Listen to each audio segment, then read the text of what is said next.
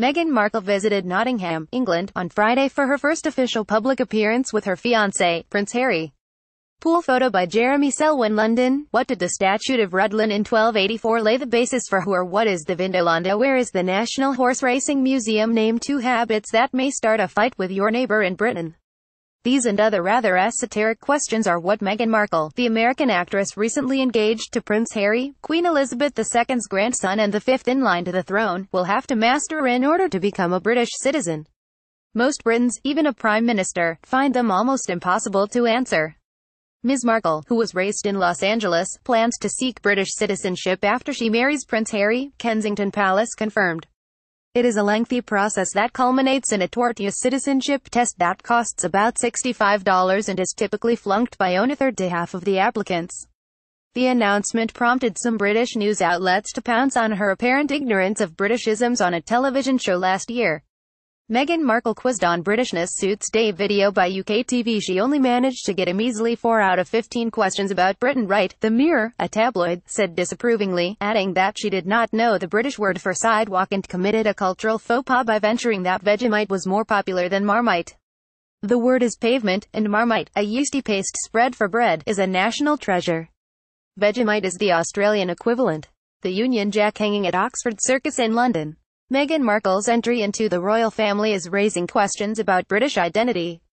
Andrew testified for the New York Times. The citizenship exam is really hard, said Julian Knight, a member of Parliament and author of the British Citizenship Test for Dummies.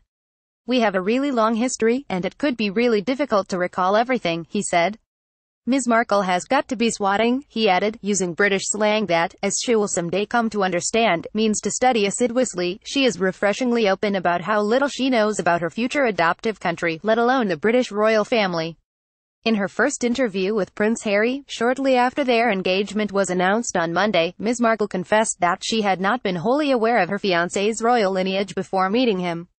A mutual friend had set the pair up on a blind date, she said, adding, "The only thing I asked her was he nice?" The exam she will take is known officially as the Life in the UK test, and it is required for anyone settling in the country or seeking to become a citizen and a subject of the Queen legally. They are one and the same. Before taking the test, applicants must have been living continuously in Britain for at least 5 years and must pay an application fee of about £1,200, that's $1,600 in the sort of currency Ms. Markle best understands. The National Horseracing Museum at Palace Yard in Newmarket, England. Dan Kitwood, Getty Images. A spokesman for Kensington Palace insisted that she intended to follow the process the same way as any other American marrying a British citizen. Takers of the exam have 45 minutes to answer 24 multiple-choice questions about British traditions, customs and history, all of which are based on information in an official handbook published by the Home Office. Apart from Ms. Markle, there has been a spike of interest in the exam as debates over identity have mushroomed after Britain voted last year to withdraw from the European Union, a process known as Brexit. That referendum focused mostly on immigration, and many voters who support Brexit say British culture is being diluted because of the bloc's policy of open borders between member countries. In the 18 months since the critical vote, there has been much soul-searching across the island about what it means to be British. The questions on the citizenship test, many Britons say, do not go far towards settling the issue. In addition, they say, the quiz is unfairly difficult, an assertion that was borne out in a scattershot survey of Britons one recent afternoon that found many struggling to answer sample questions correctly. What Peter York, a prominent social commentator, exclaimed. "What is the Vindolanda? That a real question?" he asked, perplexed. "That's extraordinary, Mr. York," who blithely describes himself as an English purebred, no Welsh, Scottish or Irish components in me, found the questions unsettling. "I don't think I'd be a British citizen," he said. "If they can keep me out, they can keep anybody out." A copy of Magna Carta, the cornerstone of the British Constitution, at Salisbury Cathedral in England. Former Prime Minister David Cameron once admitted having no idea what the words actually mean. Andrew testified for the New York Times. The answer: the Vindolanda was a Roman fort just south of Hadrian's Wall in northern England. Mr. York also got the question about the Statute of Rhuddlan wrong. It led to the annexation of Wales to England. Mr. York said he preferred that foreigners study Alan Bennett, the prolific playwright John Cleese, the comedian famed for the Monty Python series, and the punk band the Sex Pistols. Gemma Page, 26, said British identity comes more from ideas like tea and fish and chips. Her husband, Liam, said British identity isn't a matter of how much you know. Britain is a mongrel country, he said. Take tea and fish and chips. Tea comes from India and chips from Ireland. The only thing we can claim is the fish, and that's because we're surrounded by water. Being British is the values you hold. We try to be tolerant. We have free speech. George Jupe, 87, a Brexit supporter, said being British was a question of feeling.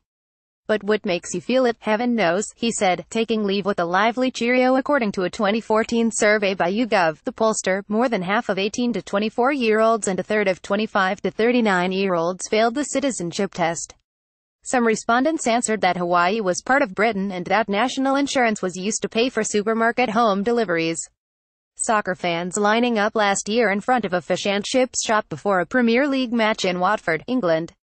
Is the classic dish a defining characteristic of Britishness? Richard Heathcote, Getty Images. Even some members of the Oxbridge-educated elite have demonstrated some surprising gaps in knowledge of the motherland. In 2012, David Cameron, then Prime Minister, told David Letterman that Rule Britannia, a rousing patriotic often associated with Britain, was written by Edward Elgar. It was Thomas Arne. The former leader also admitted to having no idea what Magna Carta, the cornerstone of the British legal and political system, actually stood for. It means Great Charter. The test is pointless, said Michael Odell, the author of the Call Yourself British quiz book.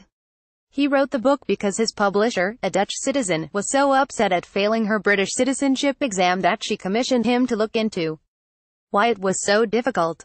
The civil servants who come up with the questions are completely out of touch with applied British history and culture, Mr. Odell said, as he sat putting together a mock exam designed for Ms. Markle, to be published by a British newspaper the following day. Whitehall boffins are trying to demarcate areas of knowledge and culture, trying to distill them into British identity, which is kind of amorphous, he added, using a British term for a nerdish expert.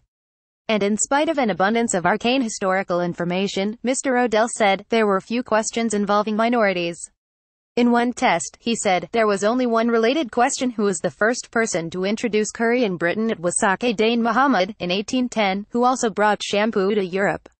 A more recent test, however, asked a couple of questions about the Vaisakhi festival, which marks the Sikh New Year, and the Muslim religious holiday Eid al-Fitr. The answer to two habits that may start a fight with your neighbor in Britain: putting out garbage bags when it's not trash day, and keeping an untidy garden. Whatever the questions, at least 3/4 of them must be answered correctly. If Meghan Markle can't get past me, Mr. Odell deadpanned, the wedding is off.